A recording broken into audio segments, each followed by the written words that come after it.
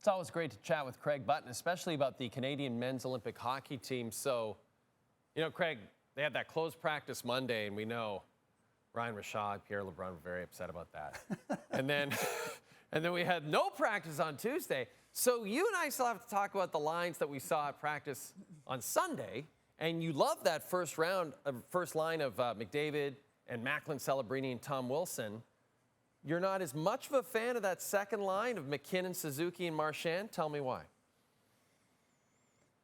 Yeah, well, I think that MacKinnon and Crosby had unbelievable chemistry at the Four Nations tournament. I think Sidney Crosby has shown a real aptitude for playing left wing. I think that he's excited about playing with MacKinnon. More importantly, MacKinnon's more excited to play with Crosby. You see the chemistry. Why are you busting that up? Now, I love Nick Suzuki. Nick Suzuki's going to play right wing ahead of a better right winger, a clearly better right winger than Sam Reinhart. Like, are you kidding me? There's no way. Like, Sam Reinhart's up there on that line, not Nick Suzuki. Nick Suzuki doesn't play right wing. And you're going to put him on the right wing and take Sam Reinhart and put him down the lineup? Not for me, not in my world. I got Crosby, I got MacKinnon, and I got Reinhart. And I think they can be a fantastic trio together. And based on what we saw in the Four Nations, I'm not so sure that John Cooper's not playing some games here, and trying to throw people off.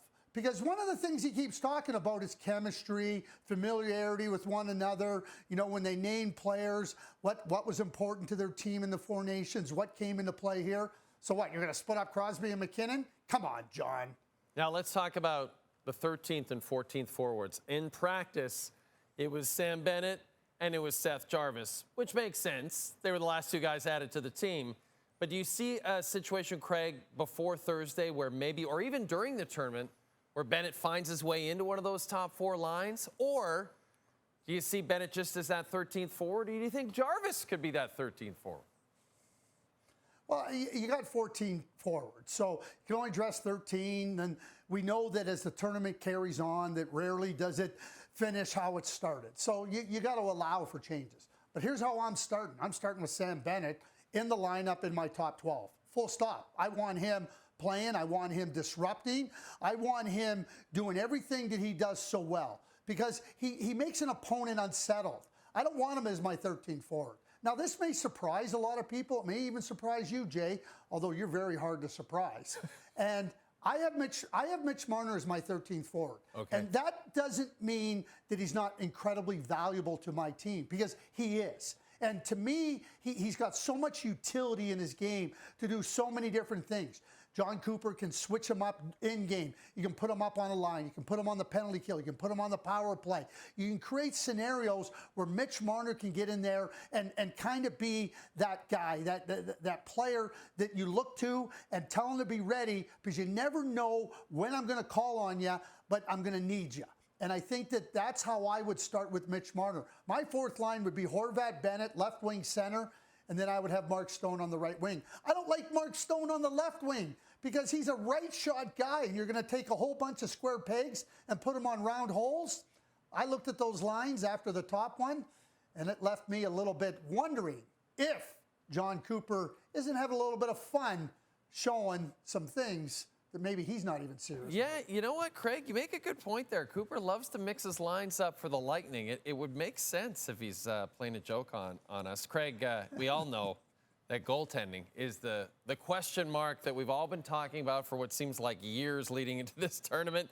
But you actually see another spot on this roster that raises questions for you. Tell me about that. It's the blue line. And when you look at the blue line, okay, so we full stop. Cale Makar, elite defenseman, arguably the best defenseman on the planet. And certainly you put a big check mark there. Then you draw a line.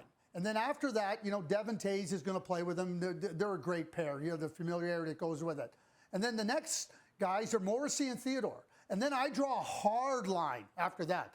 I think number 1, 2, 3, 4, however you want to number them, they're clearly the best four defensemen for Team Canada. I think one of the big issues, one of the big questions that has to be answered for Team Canada, how are the other four going to be used? Where are you going to use them? How are you going to spot them in? What are you going to do with them?